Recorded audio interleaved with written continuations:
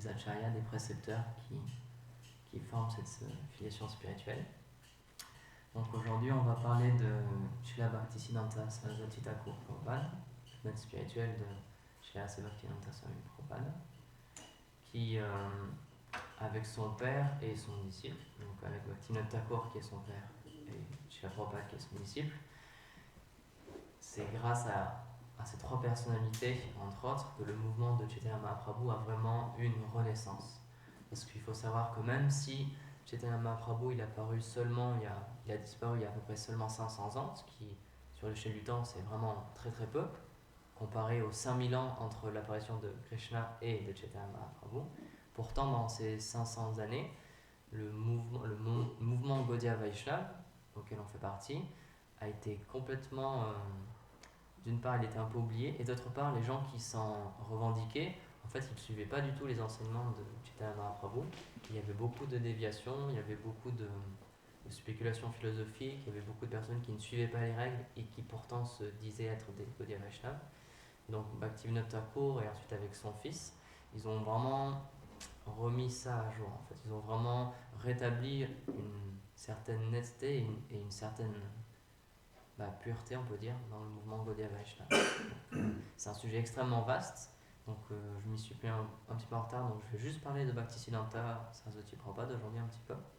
Il y a énormément de choses à discuter, mais d'abord on va demander une bénédiction de notre filiation spirituelle. Donc on va chanter, je vous invite à chanter avec moi les pranams de Srila Prabhupada et de Bhaktisiddhanta Prabhupada aussi. Namam Vishnu Padaya Krishna Prestaya Bhutale Srimate Bhaktivedanta Swami Namine Namaste Sarasvati Deve Gauravani Pracharine Nirvishesha Shunyavadi Prasajari Shataini Namam Vishnu Padaya Krishna Prestaya Bhutale Srimate Bhaktisiddhanta Sarasvati Namine Shri Vaishnavanavi Devi Daitaya Pradaya Krishna Sambandha Vijnana Daine Prabhave Namaha Madhurvara Premadya Shri Rupanuga Bhaktida Shri Gora Karuna Shakti Vigaya Namostute Namaste Gauravani Shrimurtaye Dinatane Rupanuga Virudhapa Siddhanta Vantaharine. Donc pour parler un petit peu de Srila Bhaktisiddhanta Prabhupada, je vais prendre son pranam en fait et je vais un petit peu faire des parallèles avec sa vie.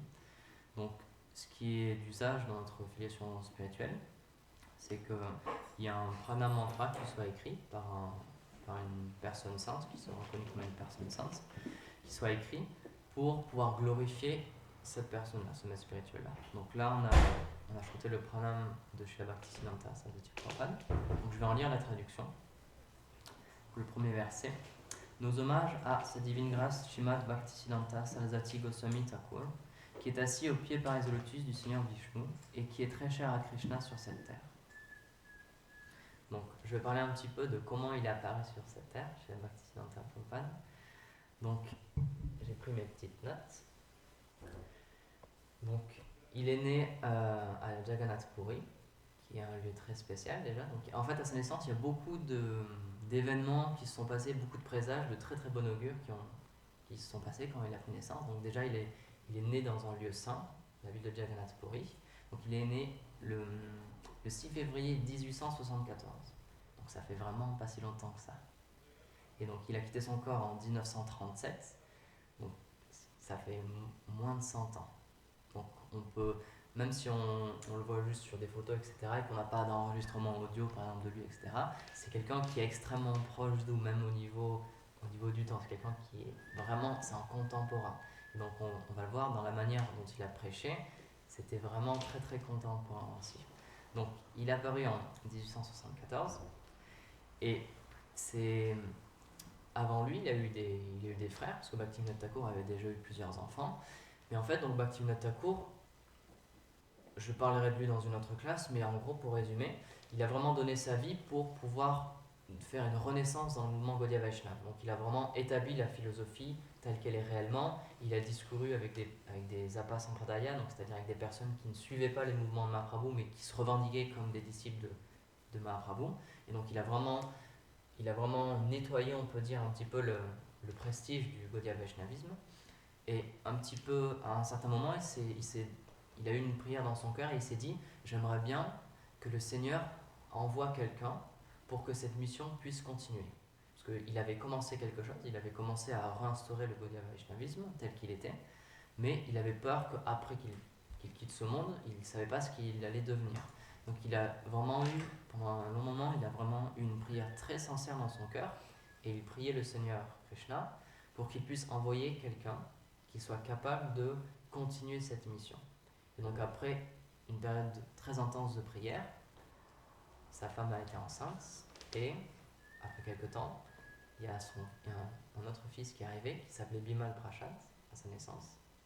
Et donc, encore une fois, il y a beaucoup de signes de bon augure qui ont été remarqués quand il a pris naissance. L'un d'entre eux, il est vraiment spécial, c'est que quand il est né, quand il est sorti du ventre de sa mère, son cordon ombilical était enroulé autour de lui comme un cordon brahmanique. C'est quelque chose de quand même très spécial. Donc, quand les personnes qui étaient sur place ont vu ça, tout de suite ils ont compris qu'il y avait quelque chose de spécial qui allait se passer dans la vie de cet enfant. Et quand il a eu 6 mois, donc puisqu'ils habitent à Jagannath Puri, chaque année il y a un grand festival qui est organisé où les déités de Jagannath, Baladev et Subhadra sont amenés en procession dans toute la ville. Et donc le moment est venu où le char a été amené en procession. Et donc, puisque ce sont des déités du Seigneur suprême, ce sont des personnes, dans le sens où elles ont leur désir propre et elles peuvent agir comme elles le veulent. Donc très souvent, il y a beaucoup d'histoires comme ça où ces déités-là, spécialement, quand elles ont été amenées dans un char, donc en fait elles sont montées sur un char en bois et elles sont tirées par beaucoup de personnes, parce que c'est quelque chose de très lourd. Et très souvent, ça arrive qu'en fait, à un moment donné, le char s'arrête et plus personne ne peut le tirer. Parce qu'il y a un événement qui doit se passer, où il y a quelque chose de spécial qui doit arriver. La déité en fait de Jagannath, elle a vraiment un désir spécial, et tant que ce désir n'est pas réalisé, le chariot ne bougera pas. Et très souvent dans l'histoire, ça s'est passé comme ça. Et là, le jour où il y a eu le Ratha Yatra, donc le chariot est passé devant la maison de Srila Bhaktivinoda Thakur, et pile poil à ce moment-là, il s'est arrêté, et plus personne n'arrivait à le faire bouger.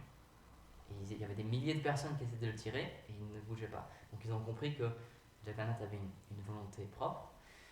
Et donc, puisque à cette époque-là aussi, Srila Bhaktivinoda Thakur, c'était le président de temple du Jagannath Puri, sa famille avait quand même un prestige spécial grâce à ça. Donc en fait, sa mère, quand elle a vu, la mère de Bimal Prashad, quand elle a vu que le char s'est arrêté, elle a compris qu'elle avait l'opportunité d'avoir un darshan de Jagannath, et surtout d'amener Bimal Prashad pour qu'il voie les déités de Jagannath, pour lui donner un darshan de Jagannath.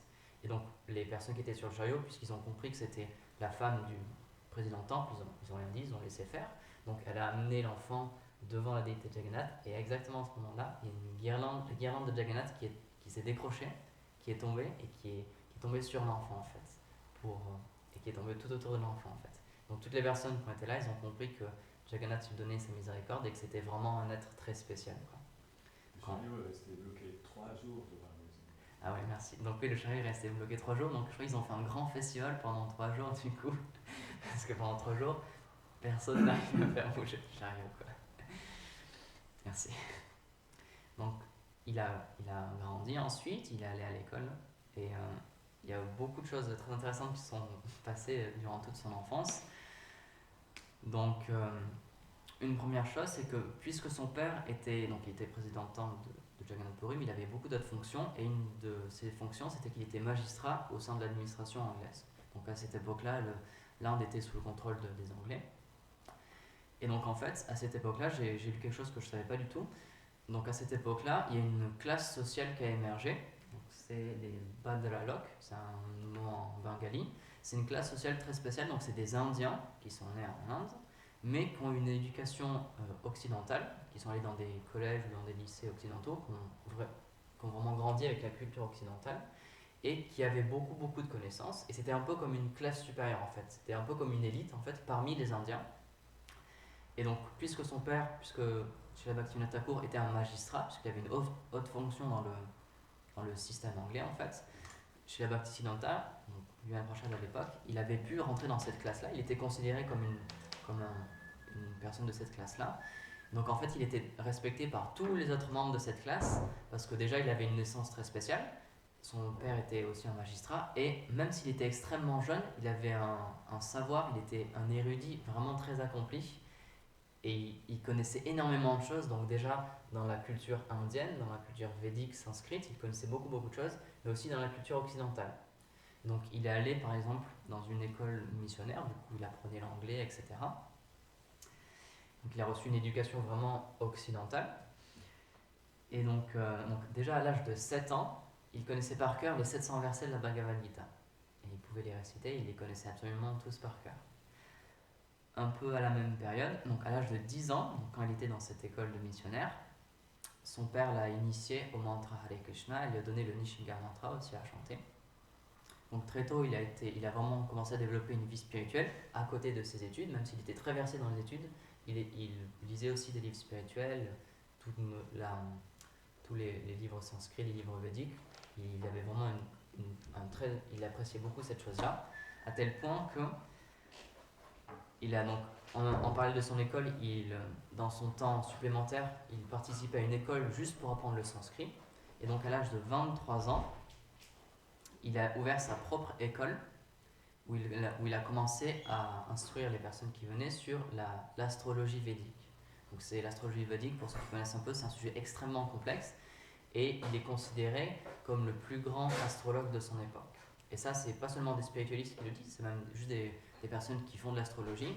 À cette époque-là, il était considéré comme l'autorité en termes d'astrologie védique. Donc il y a une chose qui est intéressante, c'est que en tant que Gaudiya Vaishnava, on a tous un calendrier Vaishnava, donc on a un calendrier qui est fait à l'année, qui est calculé avec la lune, etc. Où toutes les dates d'apparition ou de disparition des personnes saintes, des dates spéciales pour les festivals en relation avec le Seigneur suprême, etc. sont listées. Et en fait, c'est lui qui l'a mis en place. Il y a beaucoup de choses que maintenant on fait dans notre mouvement Gaudiya Vaishnava, mais que c'est lui en fait qui a vraiment instauré. Donc par exemple le calendrier védique, c'est lui qui l'a calculé. Le calendrier Vaishnava, c'est lui qui a tout calculé, qui l'a mis en place et qui a demandé que dans le futur, chaque année, ça soit fait en fait. Ça, c'est lui qui l'a instauré aussi. Donc il avait au lycée, il avait lu tous les livres de la bibliothèque et il prenait aussi des cours privés d'histoire, de géographie, de sanskrit, etc. Il faisait partie d'une association culturelle où il parlait de beaucoup de philosophie, de théologie, et il était imbattable en fait. Toutes les personnes qui rentraient en débat avec lui, ils savaient que de toute façon c'est lui qui allait gagner. Donc très tôt, c'est quelqu'un qui a développé cette faculté-là de pouvoir discourir et de pouvoir amener des points philosophiques et de vraiment bien les éclaircir parce qu'il connaissait beaucoup les Védas. Et donc petit à petit, même à l'âge de, je crois que c'est un petit peu après ses 23 ans du coup, à un certain moment, il y a même un professeur de l'université de Calcutta qui lui a proposé un poste à l'université de Calcutta en fait, pour enseigner à l'université. Mais il a refusé parce qu'il s'est dit que ça allait prendre trop de temps dans sa vie de tous les jours, donc il allait avoir moins de temps pour ses vies spirituelles, donc à cause de ça, il a refusé. Et donc le temps a passé et à un moment donné, son père lui a demandé de prendre l'initiation de Diksha, donc de prendre l'initiation de Srila Gaur Kishordas Babaji Maharaj. Et donc Gaur Kishordas Babaji Maharaj, c'était quelqu'un qui n'avait aucun disciple. C'était un Babaji, donc quelqu'un qui restait faire son bhajan, faire sa sadhana, sa pratique spirituelle tout seul dans son coin, et il refusait les disciples, etc. parce qu'il se sentait vraiment inqualifié. Donc en suivant l'ordre de son père, Vimal Prashad, il allait le voir, il lui a demandé s'il te plaît, mon père m'a demandé de prendre l'initiation de toi, donc je suis venu te demander tes bénédictions, mais il a refusé. Il a dit non, je ne suis pas qualifié pour prendre des disciples, il a refusé. Donc il allait le voir plusieurs fois comme ça, et à chaque fois il refusait. Donc à chaque fois il revenait voir Bhaktivinoda Thakur, et Bhaktivinoda Thakur il dit non, il faut vraiment que tu prennes l'initiation de lui. Si tu ne prends pas l'initiation d'un maître spirituel, alors c'est comme si ta vie spirituelle était gâchée, c'est comme si tu n'avais pas de vie en fait. Donc il dit il faut vraiment que tu prennes l'initiation de lui. Donc il avait vraiment cette chose-là à cœur. Donc un jour il allait rencontrer une fois de plus Srila Gaur Kishordas Babaji Maharaj, et en chemin en fait il l'a rencontré et ils se sont trouvés sur un pont en fait. Ils se sont rencontrés vraiment sur un pont. Et donc chez Bimal Prashad, il a pris cette opportunité. Donc il a demandé encore une fois de recevoir l'initiation. Et il a dit avec une grande sincérité, si tu ne me donnes pas l'initiation, ma vie spirituelle ne pourra pas progresser, je ne pourrai pas progresser. Donc je vais me jeter de ce pont et je vais juste quitter ma vie. Parce que ma vie n'aura plus aucun sens. Et il était vraiment très très très fort dans ce désir-là. Et donc Srila Gaur Kishodas Babaji Maharaj, il a vu cette chose-là. Et donc même s'il était quand même pas vraiment satisfait, parce qu'il a dit, regarde, tu es le plus grand astrologue de ton époque, et moi je ne sais même pas écrire mon propre nom. Parce qu'il était illettré en fait, Srila Gaur Kishodas Babaji Maharaj. Il ne pouvait même pas écrire. Et donc il a dit, regarde, je ne peux pas faire ça quoi. Mais quand il a vu la sincérité, il était vraiment sincère, il avait vraiment un désir d'avoir une vie spirituelle profonde, il a accepté cette chose-là. Et quelque chose qui est intéressant, c'est qu'à la suite de ça, donc Srila Bhaktisiddhanta Saraswati Prabhupada, qui recevra son nom plus tard, lui aussi il a pris sannyas et il a pris des disciples. Et il a fait cette même chose-là en fait, c'est-à-dire qu'il ne considérait absolument pas la qualification matérielle de son futur disciple. De la même manière que son maître spirituel, même si lui il était illettré et que son disciple c'était la personne un des plus grands philosophes de son temps, il a quand même accepté de le prendre. De la même manière, lui aussi, souvent on lui disait, mais vous donnez initiation ou vous donnez initiation brahmanique à des personnes qui ne sont pas des brahmanas, à des personnes qui ont une naissance inférieure d'un point de vue matériel. Et à chaque fois, il balayait tous ces arguments-là et il expliquait, en fait, la qualification, il n'y a aucune qualification matérielle qui rentre en compte pour prendre initiation. C'est absolument aucune. La seule qualification, c'est le désir sincère de progresser spirituellement. Et si quelqu'un avait ce désir-là, et s'il voyait qu'une personne avait ce désir-là sincère, alors il était prêt à lui donner l'initiation. Donc, ensuite, à l'âge de 26 ans, donc en 1900, il s'est établi à Jagannath Puri, il a commencé à donner des classes sur le Srimad Bhagavatam. Et à peu près à cette période-là, entre 1818 et 1918-1920, il a commencé à instaurer vraiment le mouvement qui a vraiment grandi, donc c'est-à-dire la Gaudiya Math. Donc il a commencé à instaurer des temples et des centres pour prêcher le mouvement de Chaitanya Mahaprabhu tel qu'il était, d'une manière claire. Et donc, tout au long de sa vie, il mettra cette chose-là en place. Donc au final, il aura établi de son vivant 64 maths, 64 temples, plus certains centres à l'étranger, notamment en Angleterre et en Allemagne. Et quelque chose de très intéressant, c'est que dans tous ces temples en Inde, il a instauré Archana Vigraha, c'est-à-dire l'adoration des déités. Et donc, il y a beaucoup de choses qu'il a remis en place dans le mouvement Vaishnava. Et donc ça, c'est une des choses qu'il a vraiment souligné, c'est que dans ces temples, il y ait des déités qui soient adorés. Et donc, pour l'adoration des déités, donc, il a suivi notre Sampradaya officiel. Donc, il a suivi les livres de Sanatana Goswami, notamment le Srimad Bhakti-Vilas, qui un recueil extrêmement volumineux qui explique toutes les règles pour l'adoration des déités, pour la sadhana, la vie spirituelle, etc. Et c'est intéressant, c'est expliqué en fait qu'il il a ordonné à ses disciples d'avoir une adoration des déités pour pas qu'ils deviennent des impersonnalistes, pour vraiment qu'ils comprennent que le mouvement de Chaitanya Mahaprabhu, c'est avec une personne, c'est que Dieu est une personne. Et donc de son vivant, il a énormément débattu contre les Mayavadis, contre les impersonnalistes, contre toutes les Apasampradaya, donc les fausses filiation spirituelle qui a existé, parce que malheureusement à son époque, j'ai vu le chiffre, mais je m'en souviens plus, mais il y avait énormément de personnes qui se disaient être des Gaudiya Vaishnavas, qui s'habillaient en sannyas, qui s'habillaient en Vaishnava vraiment, mais juste pour recevoir des donations, et qui en fait ne suivaient pas du tout les règles, qui avaient des relations illicites avec des femmes, avec des hommes, etc. Donc il y avait beaucoup de problèmes, et donc du temps de Bhaktivinoda Thakur déjà, le problème c'était que les personnes, quand ils entendaient le mot Chaitanya Mahaprabhu au Gaudiya Vaishnava, ils avaient une mauvaise idée de ces personnes-là en fait. Puisqu'ils avaient vu tellement de déviations, pour eux en fait, le mouvement de Mahaprabhu, c'était quelque chose d'indésirable dans la société. Donc il a vraiment beaucoup travaillé pour pouvoir redorer le blason de cette filiation spirituelle authentique. Donc une des choses en particulier qu'il a mis en place, c'est la distribution de livres. Donc c'est ce que lui il appelait le Briyat Mrinanga, c'est-à-dire le grand Mrinanga. Donc il avait pris cette image en fait, parce qu'un Mrinanga, donc c'est un instrument en terre, c'est comme un tambour en terre qui fait quand même beaucoup de bruit. Et donc en Inde, quand on joue cet instrument-là, si on le joue vraiment très fort, on peut l'entendre à 2 ou 3 rues aux alentours, parce que c'est vraiment un instrument puissant. Mais lui disait en fait que la distribution de livres, c'est le Briyat Mrinanga, c'est le grand Mrinanga, parce qu'en fait, la distribution de livres, on peut l'entendre et on peut voir son effet dans le monde entier. il avait conscience en fait que distribuer des livres, c'est quelque chose qui allait vraiment pouvoir toucher beaucoup, beaucoup, beaucoup de personnes. Donc très tôt en fait, il a commencé à éditer des journaux, des magazines, des revues, etc. Donc il en avait tout un tas. Donc il y avait un journal qui sortait tous les jours, le Nadia Prakash. Il y avait des journaux qui sortaient toutes les semaines, certains qui sortaient tous les mois. Et donc une fois, il y a quelqu'un qui lui a demandé, comment il trouvait l'inspiration et la matière pour pouvoir faire un journal tous les jours sur les sujets spirituels. Donc il avait répondu, donc c'est le journal Nadia Prakash. Donc il avait répondu, si dans une ville insignifiante, on est capable de produire 5 journaux quotidiens, pourquoi ne pourrait-on pas produire chaque seconde même des journaux évoquant les activités transcendantales, éternelles et toujours nouvelles de Dieu la personne suprême, dans sa planète spirituelle illimitée, Goloka Vrindavan. Donc il avait vraiment conscience que à chaque instant on peut parler du Seigneur Krishna en fait, puisque tout ce qui a attrait à lui, puisque le Seigneur est illimité et éternel, tout ce qui a attrait à lui de cette même manière est illimité et éternel.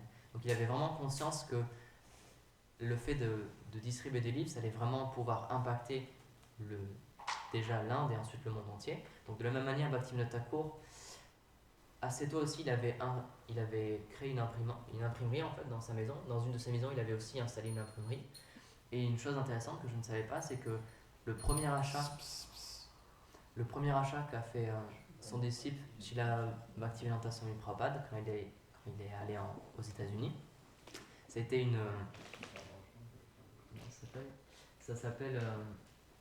c'était une petite machine en fait pour pouvoir reproduire des livres à la maison. Donc en fait, c'est pas comme une imprimerie vraiment, mais ça marche un peu avec le même système, avec des pochoirs. Et donc ça, c'est le premier objet qu'a acheté S. Bhaktivedanta Swami Prabhupada quand il était à New York. Parce que de la même manière que Bhaktivinoda Thakur et son maître spirituel, Bhaktivedanta Prabhupada, ont vraiment voulu instaurer la distribution de livres, lui aussi c'est quelque chose qu'il avait beaucoup à cœur. Et donc déjà en Inde, il avait commencé à écrire des livres. Mais aux États-Unis, la première chose qu'il a acheté, c'est cette machine-là pour pouvoir, dès le début en fait, pouvoir distribuer des pamphlets, pouvoir distribuer des petits extraits de ce que lui il traduisait. Ensuite, un petit peu plus tard dans sa vie, chez le Bhaktisiddhanta Prabhupada, il a voyagé dans toute l'Inde en fait pour pouvoir remettre à jour les lieux de divertissement et surtout les lieux où les associés de Chaitanya Mahaprabhu et où Mahaprabhu lui-même a marché et où il a visité quel lieu en fait. Donc, c'est expliqué que de 1919 à 1929, avec certains de ses disciples, il a voyagé vraiment dans toute l'Inde, il a fait des grands parikramas, il s'arrêtait dans des endroits et il faisait des discours, il combattait des fausses philosophies et il instaurait en fait des lieux. Il expliquait à tel endroit, Mahaprabhu il est venu, il a fait telle chose, il a vu telle chose. Et donc, au total, de son vivant, il a installé 108 empreintes en marbre dans 108 endroits différents de l'Inde où Chaitanya Mahaprabhu a fait ses divertissements en fait. Il a un peu suivi le parcours de Chaitanya Mahaprabhu. Donc, dans 108 endroits, il a créé ces choses-là. Donc, une chose intéressante, c'est que je ne me rappelle plus le nom de ce livre, mais il y a un livre qui a même été traduit en français, si je me semble bien, où en fait tous les lieux de divertissement de Chaitanya Mahaprabhu, les lieux d'apparition de ses associés sont expliqués.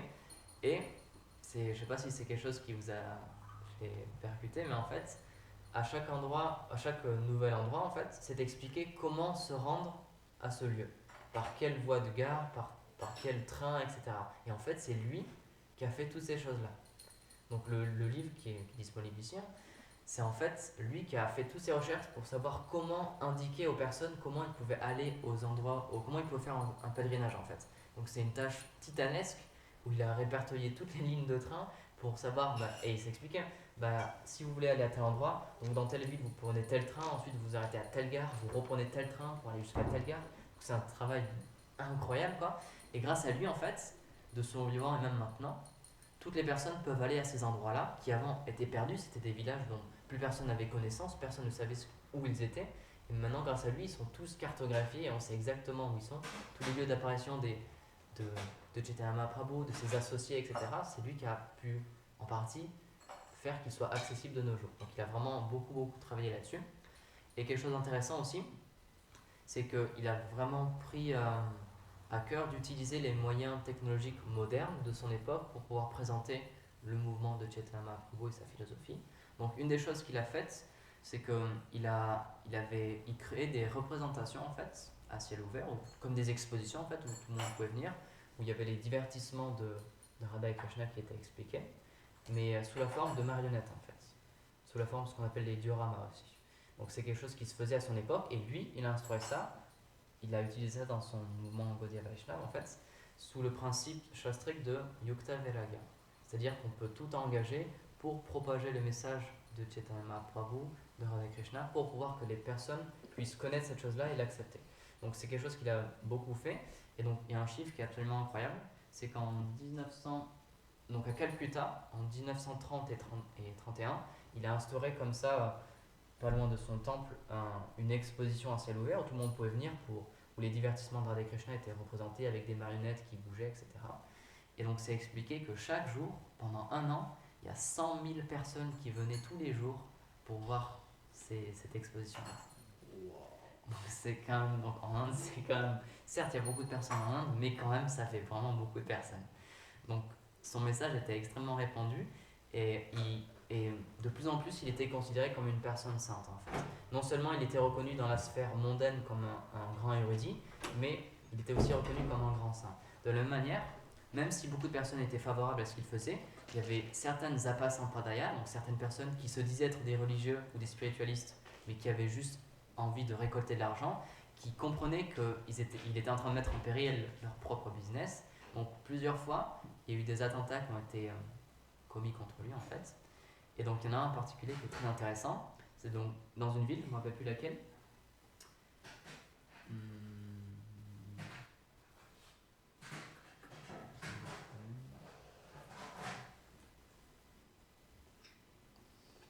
me souviens plus. Dans une ville en fait, donc il était en parikrama avec ses disciples, donc il marchait dans la ville, il faisait sankirtan, il chantait les noms du Seigneur suprême dans la ville pour expliquer aux gens ce qu'il faisait, etc. Et donc il y a certaines sampradayas qui vraiment, ils l'avaient dans leur ligne de mire, ils voulaient vraiment l'assassiner. Et donc il y a une de ces sampradayas, en fait leur chef, il est allé voir la police locale et il a voulu donner un pot de vin en fait à la police, il a voulu soudoyer la police pour pouvoir tuer Bhaktisiddhanta et que la police ne ferme les yeux en fait sur cette chose-là. Et donc l'officier de police, il a répondu, d'habitude c'est vrai, j'accepte les donations et les pots de vin. Il a dit mais là, je vais refuser parce que cette personne-là c'est une personne sainte, donc je ne peux pas faire ça. Et il a refusé l'argent et tout de suite, l'officier de police, il allait voir Bhaktisiddhanta Prabhupada et il a dit attention, ta vie est en danger, et grâce à ça il a pu être sauvé. Donc même les personnes qui n'étaient pas forcément des spiritualistes, ils avaient conscience que c'était quand même un homme saint, une personne très spéciale, et ils le respectaient.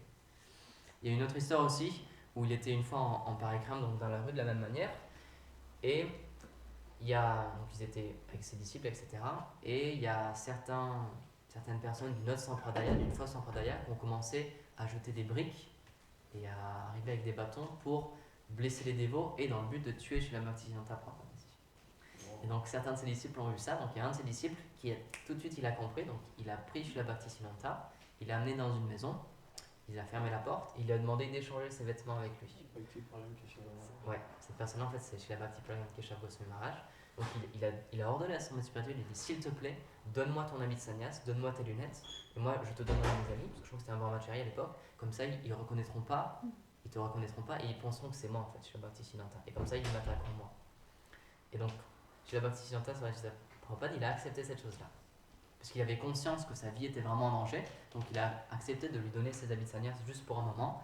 Donc ils sont ressortis, donc rien n'est arrivé à Srila Prabhupada évidemment.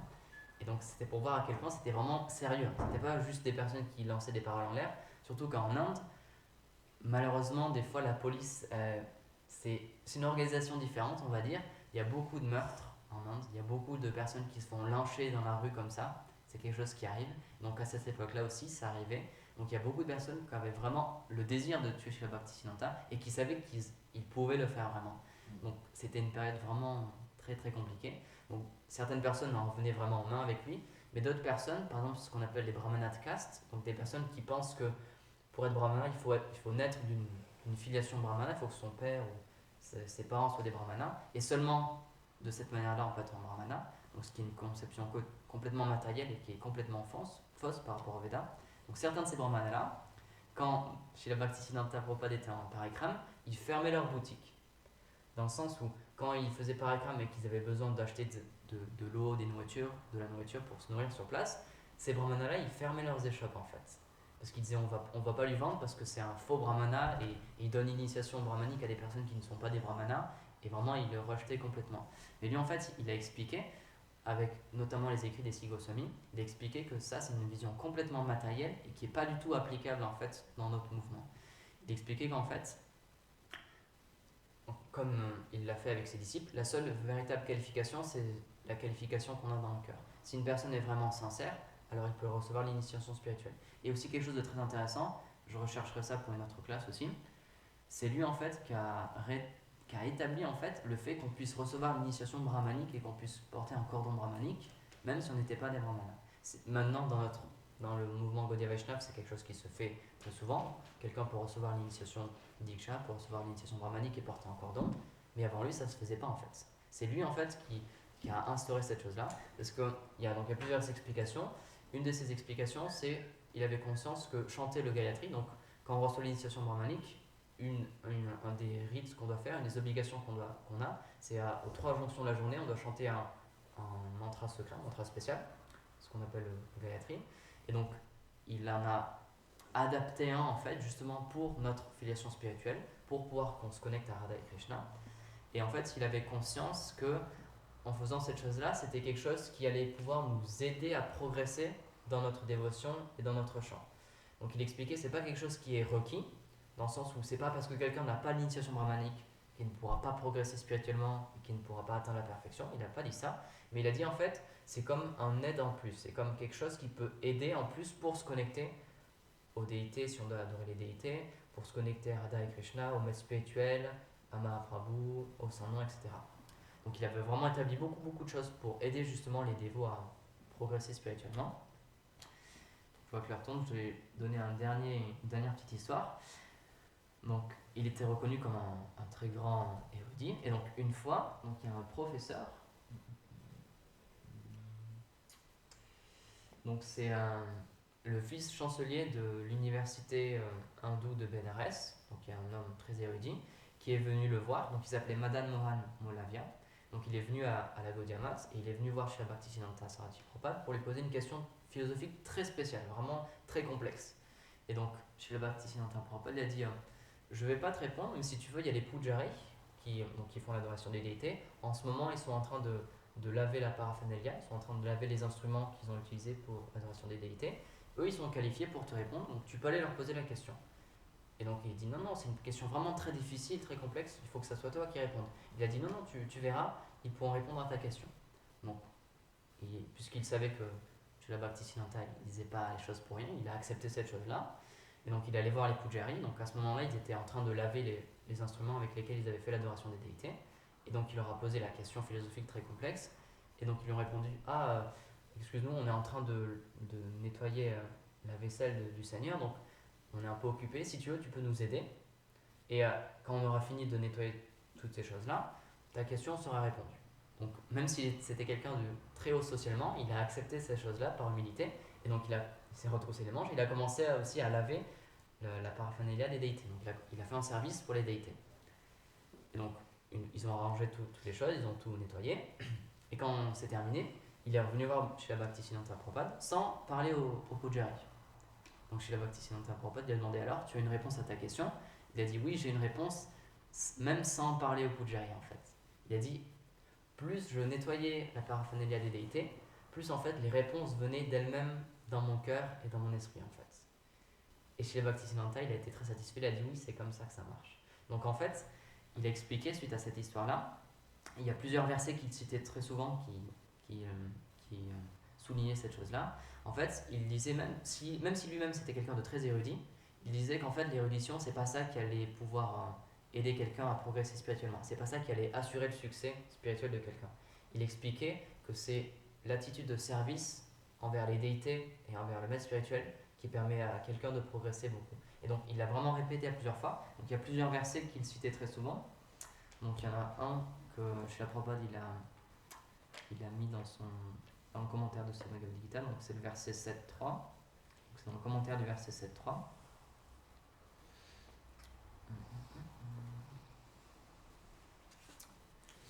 Donc c'est le verset Atashi Krishna Namadi Namavet Grahayam Indrahi Sevonmukhe Hijivado Svayamevas Puratyada. Donc la traduction: nul par ses sens matériels émoussés ne peut connaître Krishna tel qu'il est, mais il se révèle à ses dévots, satisfait de l'amour transcendantal qu'il lui montre en le servant. Et donc c'est quelque chose qu'il a beaucoup appuyé. Il incitait vraiment ses disciples à faire un service pour les déités et à faire un service pour le monde. Donc c'est pas forcément qu'il enjoignait ses disciples d'étudier les shastras en profondeur, mais il leur disait s'il vous plaît faites un service pour les déités et faites un service pour Krishna. Il mettait beaucoup d'importance aussi au kirtan. Par exemple, c'est arrivé plusieurs fois qu'il y a l'adoration des déités qui soit faite, mais il n'y avait pas de kirtan dans la salle. Et quand il voyait ça, à chaque fois il disait mais pourquoi il n'y a pas de kirtan? Il disait il faut toujours qu'il y ait un kirtan, parce que les Goswamis expliquent en fait, s'il n'y a pas de kirtan pendant qu'il y a une adoration des déités, l'adoration n'est pas complète. Il faut qu'il y ait un kirtan. Donc il mettait vraiment beaucoup d'emphase sur le mouvement de Sankirtan, donc chanter les noms de Krishna dans la rue. Il demandait vraiment à ses disciples de s'engager dans le service des déités. Et donc c'est pour ça que dans chacun de ses temples en Inde, il avait aussi demandé qu'il y ait une adoration des déités qui soit mise en place. Comme ça, quand il y a des déités dans un temple, il y a énormément de services qu'on peut faire. On peut les habiller, on peut chanter pour elles, on peut cuisiner pour elles, on peut nettoyer le temple en pensant qu'on le fait pour elles, etc. Donc c'était quelque chose qu'il avait vraiment compris, donc il avait vraiment demandé que un service personnel soit fait pour les déités.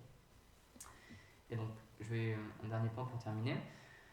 Donc, il a quitté son corps quand il avait à peu près 63 ans. Donc, il y en a certains qui disent qu'il a quitté son corps le 31 décembre, d'autres le 1er janvier, donc soit 62 ans, soit 63 ans à peu près, en gros.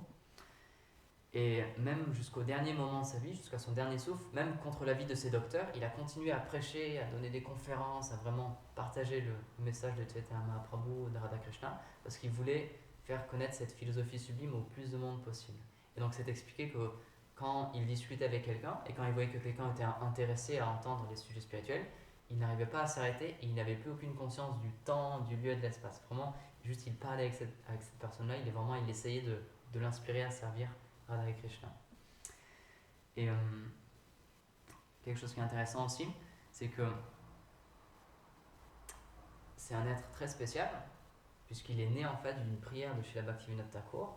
Srila Bhaktivinoda Thakur lui a demandé à Krishna, à la personne suprême, d'envoyer quelqu'un de très spécial pour qu'il puisse continuer son mouvement. Et donc c'est pour ça que dans notre filiation spirituelle, on explique que Srila Bhaktisiddhanta Saraswati Prabhupada, c'est un associé éternel de Radha Krishna en fait. C'est pas une âme qui, à cause de son karma, est née dans le sein dans la famille de Srila Bhaktivinoda Thakur. C'est une âme très spéciale, un associé éternel, éternellement libéré de Radha Krishna, qui a été envoyé directement par le couple divin pour pouvoir propager ce message. Et on peut le voir que grâce à son père, à lui et à un de ses disciples, Srila Bhaktivinoda Swami Prabhupada, maintenant dans le monde entier, dans tous les langages, on peut lire la Bhagavad Gita, on peut lire le Srimad Bhagavatam. Dans le monde entier, il y a des temples où on peut voir des déités, on peut participer à l'adoration des déités. Donc c'est vraiment grâce à ces trois personnes-là en particulier, Srila Bhaktivinoda Thakur, Srila Bhaktisiddhanta Prabhupada et Srila Bhaktivedanta Swami Prabhupada, que de nos jours, alors qu'il y a encore 200 ans avant son apparition, le mouvement Gaudiya Vaishnava n'existait pas en fait. Le vrai mouvement Gaudiya Vaishnava, il était complètement dévié.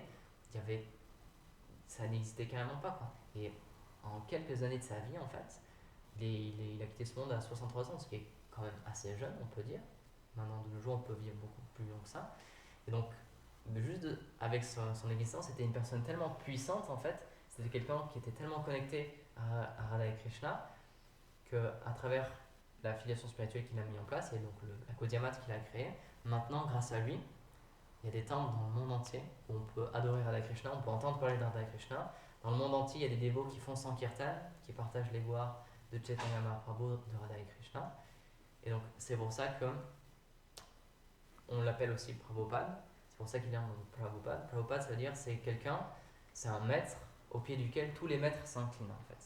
Et donc c'est pour ça aussi qu'il a reçu ce titre-là. C'est parce qu'il a créé une telle révolution en fait dans le mouvement Gaudiya Vaishnava que de nos jours c'est vraiment une figure très très très importante du Gaudiya Vaishnava. Et c'est pour ça que dans ce temple on est extrêmement fortuné. On a une déité installée de Srila Bhaktisiddhanta Saraswati Thakur Prabhupada. Et donc on peut sentir qu'il y a quand même sa présence, que c'est quelque chose de très très spécial. Donc voilà, merci beaucoup. La prochaine fois, on parlera de son père, Srila Bhaktivinoda Thakur, qui est aussi un associé très spécial de Radha Krishna. Jai.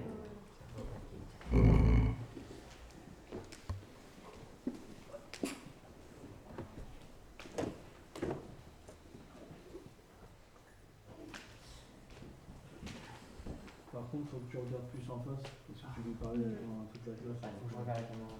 Moi aussi. Ouais, j'ai pas pensé qu'il y avait la caméra, désolé. On dirait que